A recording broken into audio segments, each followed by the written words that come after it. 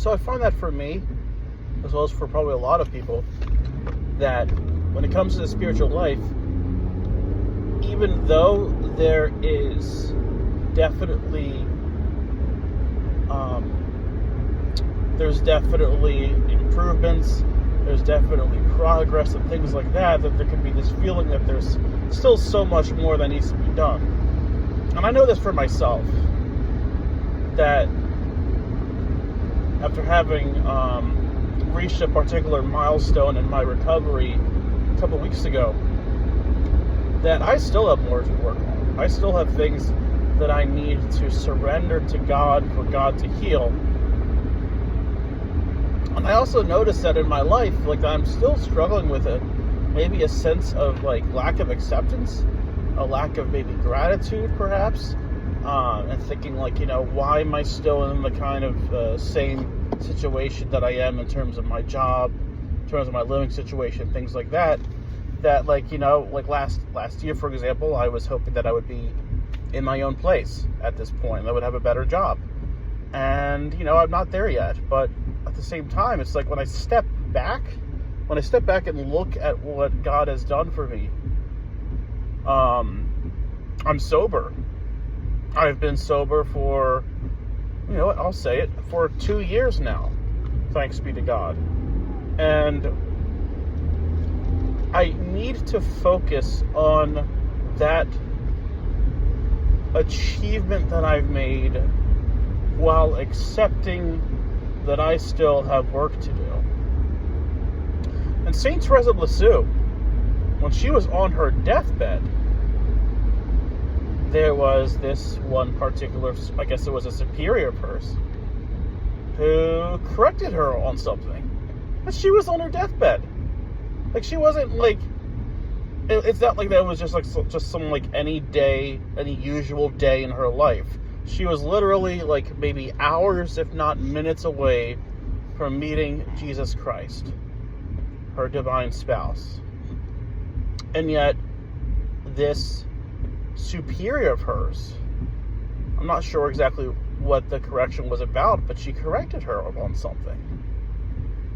And so it's kind of interesting that, like, when you keep that in mind, with someone who was such a great saint as Saint Teresa of Lisieux, the great patron saint for missionaries, that even she, even though she had maybe just a short amount of time left on this earth, she herself needed to improve on something.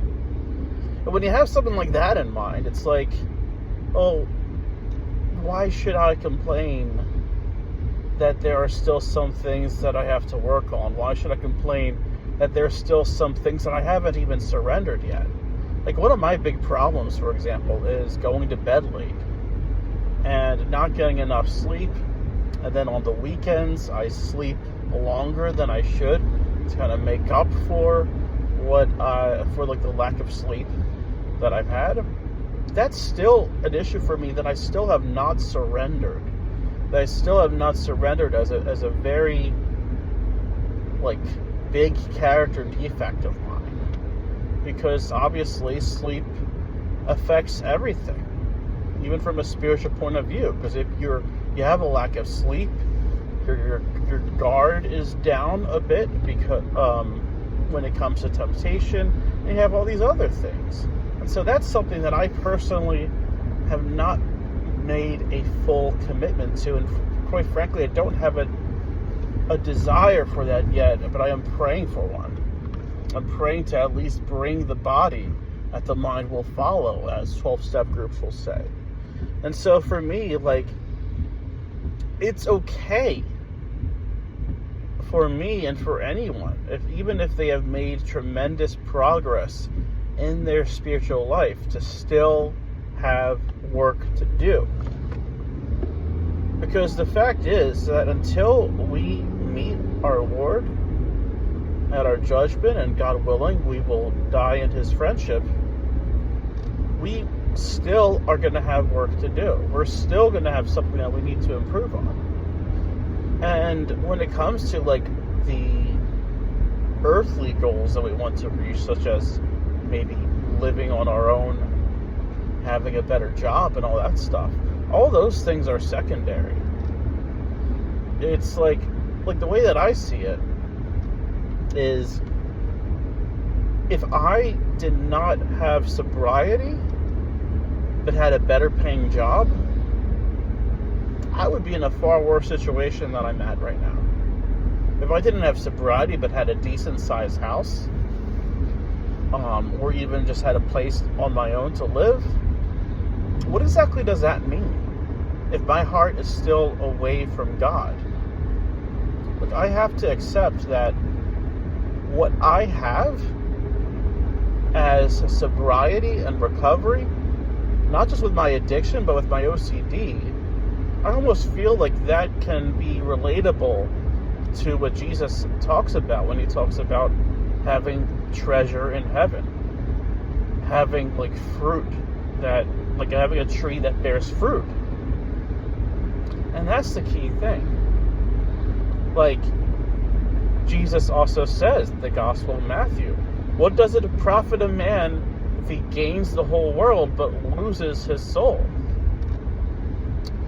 And with that in mind, I have to make sure that I put God first. I make sure that heaven is the home I should invest in gaining. That recovery is, in a sense, the spiritual money that I gain. Not that I'm saying that you earn salvation by works. But though of course like works do play a part. But in the sense that like if I keep the spiritual goal, the spiritual gains in mind, that I could live as someone on the street and I'd still be rich enough. I'd still have what I need. Because ultimately, when I leave this world, whenever that's going to be, all that I have gained physically and financially is going to be left in the dust. Like, they're going to be like divided amongst my family, among my friends, and I will only take what I hope will be a soul that was dedicated and in love with God. And so this is a tremendous time of gratitude, and I am thankful, but I do think that I need to be thankful more, because at the end of the day, like, there's really nothing else that matters besides getting to heaven and leading other people to go to heaven. And it's just a wondrous thing. It's just such a great thing that, like, 2 years ago, I would not have thought that I would have reached this point in my life. But now I've reached a point where not only have I gone through the steps, at least the 10 of the 12 steps, but I have sponsees who look up to me. I have people who, are inspired by my step work or inspired by my testimony. I have people who I have, in some ways, like, perhaps by my prayers, have, like, helped them to go into recovery or back to recovery even, and just in many different ways. Like, it's all God's doing, but God has worked through me to help other people. So all that I can say in that case is just thanks be to God. And at the same time, though, I have to make sure that I don't have this false humility. This false humility that says, like, if people only knew my story, if people only knew, like, the things that I have done, that they would be shocked at the at my sinful past. I think there's this particular person at who has gone to my church and has actually moved back into the area after being after living in in Maryland or Delaware rather, and she's back in the area. And and I just saw her for the first time in such a long time this past Tuesday when my church had 40 hours devotion, and she was saying that that I pretty much like a holy person. Like in her own words, she says that I seem to have a direct contact with God, and things like that. And I thanked her, and I tried to be as humble as I can. I wasn't really thinking of puffing myself up and stuff. But at the same time, there is a sense of false humility that I had, where when I was walking back to my car after saying bye to her mom, that I had that thought in my head that if I told her my inventory of my past, would she still think the same about me? Because she has said similar things like that before when I didn't really have much recovery. But that kind of thinking is just not good, because it in a way kind of diminishes what God has done through me. It diminishes basically kind of takes away from me and from God's achievements, my achievements and God's achievements through me. It takes it away to the point that it's just not being honest. Yes, I have had quite a list of things I've done in my past with regard to my addiction, but it's by the grace of God that I've managed to persevere in recovery and reach the point where I'm at now.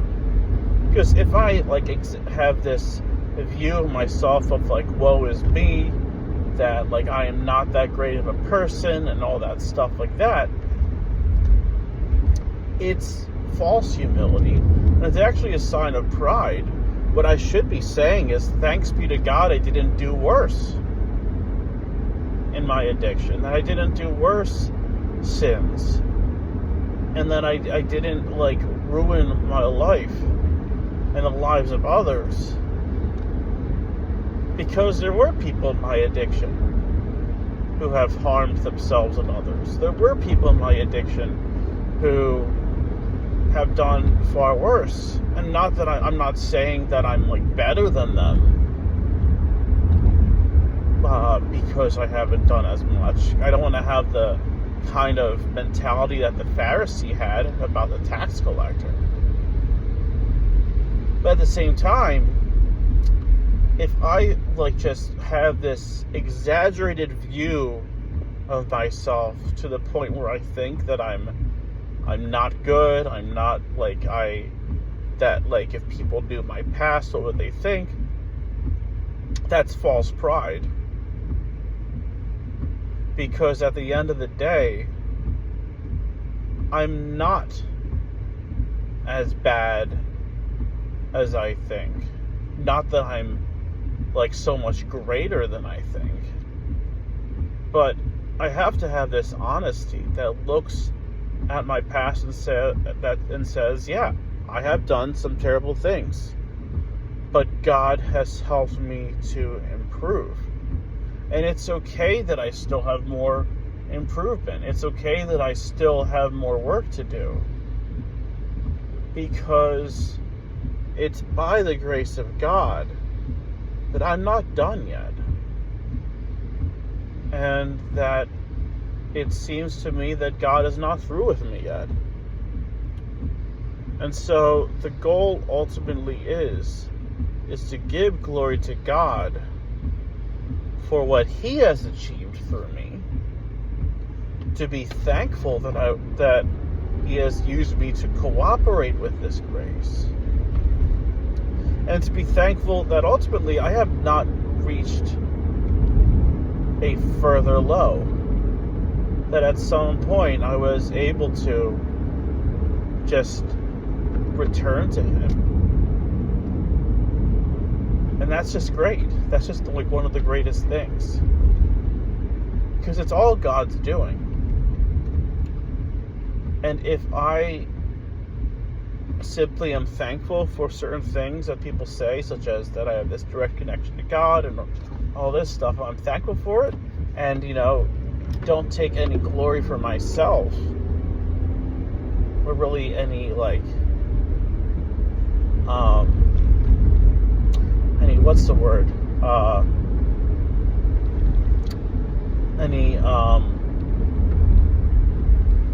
Ownership for myself, that it was all me. But I'm humble. Then that's the right answer. So that's really all that I got. I know it's kind of been a while since I've last made a video. I haven't really. I kind of I don't want to make videos necessarily just for the sake of making them. But this was kind of a thought that came to my mind last week, and I wanted to share about it. So thank you guys, and God bless. Pray for me, and I'm praying for you. Bye.